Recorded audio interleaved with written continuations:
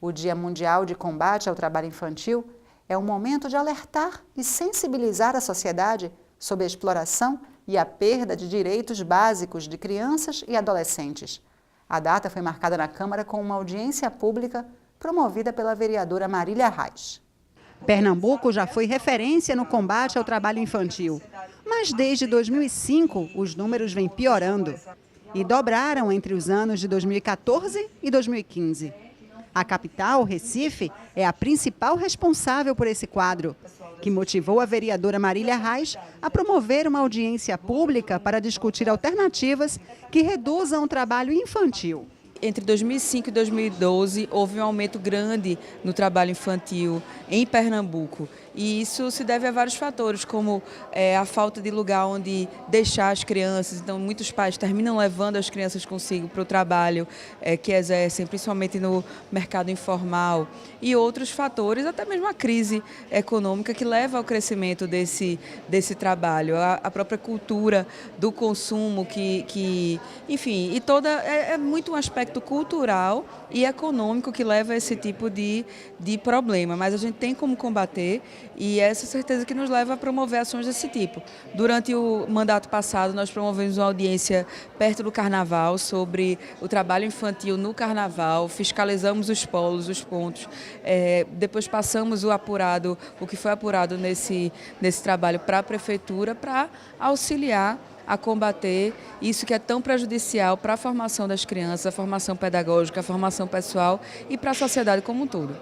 A vereadora reuniu representantes de vários órgãos ligados ao assunto para apresentar dados e diagnósticos da exploração do trabalho de crianças e adolescentes. Temos feito um trabalho de conscientização de toda a sociedade para que esse trabalho seja visto.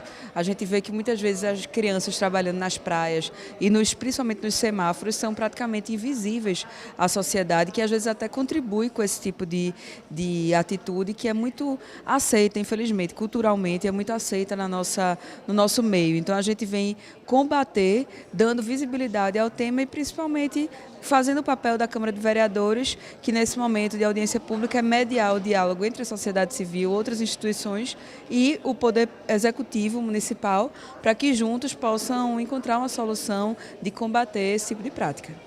Nos últimos 2 anos, em toda a capital pernambucana, foram registrados 976 casos de trabalho infantil. Quase metade dessas ocorrências foi identificada em grandes eventos, como o Carnaval e a Festa do Morro da Conceição. 58% delas envolveram crianças com idade entre 7 e 12 anos. 60% meninos. A maioria está acompanhada de algum membro da família e trabalha com a venda de bebidas e alimentos. Apenas 7% não estão matriculados na escola. Os outros 93% estudam e trabalham. Manuela Magalhães, representante da Ordem dos Advogados do Brasil, lembra que o país tem uma cultura de estímulo ao trabalho infantil.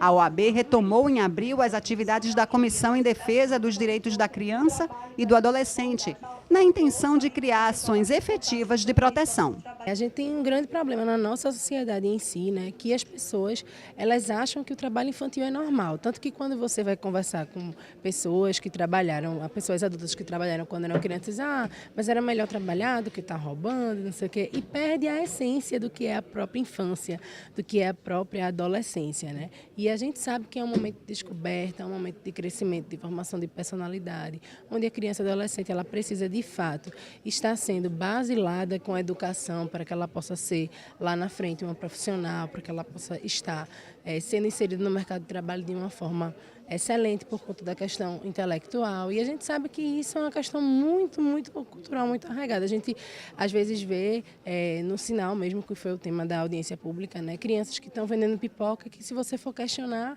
eles vão dizer, não, mas eu estou ajudando para trabalhar meu pai. Isso é normal. E a gente sabe que isso não é. A evasão escolar com relação ao trabalho infantil Hoje como foi falado aqui, em vários momentos, ela é grande e assim, muitas crianças às vezes até vão para a escola, mas por trabalharem no contraturno, acabam tendo um rendimento péssimo nas escolas. E aí a Comissão em Defesa do Direito da Criança e do Adolescente, como eu falei, a gente está recomeçando agora, faz um mês que a gente está se posicionando aí, se juntando para fazer esses trabalhos efetivos, para que a gente possa de fato estar trabalhando com essa questão preventiva de violação do direito da criança e adolescente. E aí a gente vai estar traçando metas, estratégias para que a gente possa criar atividades efetivas, né, planos executivos em relação à criança e adolescente nesse fato do trabalho infantil, não só o trabalho infantil, como em outros diversos aspectos que envolvem o direito da criança e adolescente, seja ele a violência sexual, seja ele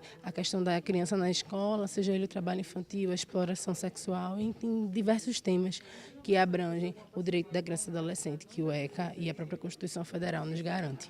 O Ministério Público do Trabalho atua como parceiro na prevenção ao trabalho infantil e também na cobrança de ações junto aos órgãos responsáveis pelas políticas de proteção à criança. A procuradora Débora Tito falou sobre serviços essenciais que podem garantir a saída das crianças das ruas. Eu estou falando de implementação de conselho tutelar, eu estou falando de atendimento efetivo de psicólogos nos CRAs e nos CREAs, eu estou falando da rede de atendimento, falar também com os pais dessas crianças, porque muitas vezes são os pais dessas crianças que estão empurrando para o trabalho infantil. Então a gente realmente intensificou, digamos assim, passamos também a reprimir um pouco o município do Recife, porque alguns municípios a gente não precisa reprimir, a gente só na parceria consegue resolver. A gente também tem ações programáticas e preventivas com o Recife. Então tem esse embate dessa ação civil pública que a gente precisou ingressar para cobrar com mais força, com mais legalidade, com mais, digamos assim, de forma mais formalística mesmo, como o direito diz, mas em paralelo a gente também conversa com a Prefeitura em vários fóruns, no Fórum Pernambucano de Erradicação do Trabalho Infantil, quando as ONGs nos chamam. Então, apesar de ter essa parte repressiva, a gente também tem uma parte preventiva junto com o município. E a ideia é que essa ação sirva não para a condenação do município do Recife, mas que seja realmente para a gente tirar nossas crianças das ruas. A intenção maior sempre foi essa. A secretária municipal de Desenvolvimento Social, Ana Rita Suassuna, falou sobre as razões que levam as crianças a buscar trabalho, mas lembrou que a sociedade precisa ajudar a combater a cultura da exploração infantil. Nós temos um trabalho continuado de combate ao trabalho infantil em Recife, constantemente. Nós temos equipe permanente na rua todos os dias, fazendo uma abordagem, identificando. E, em paralelo a isso, nós fazemos um trabalho com as famílias, onde são encontradas esses meninos em situação de trabalho.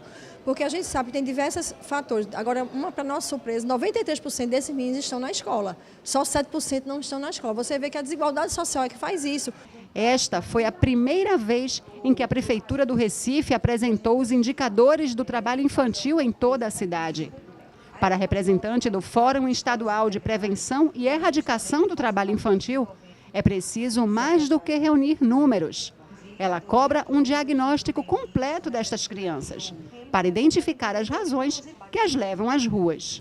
Não basta só a gente identificar, a gente precisa entender também essa causa, o porquê que a criança está na rua, por que essa família não está sendo assistida, o que é que está faltando, além da questão da transferência de renda, o que é que a gente pode fazer para que essa família seja mais bem acompanhada e que essas crianças consigam, de fato, ser a prioridade absoluta, como diz a Constituição Federal e o Estatuto da Criança e Adolescente.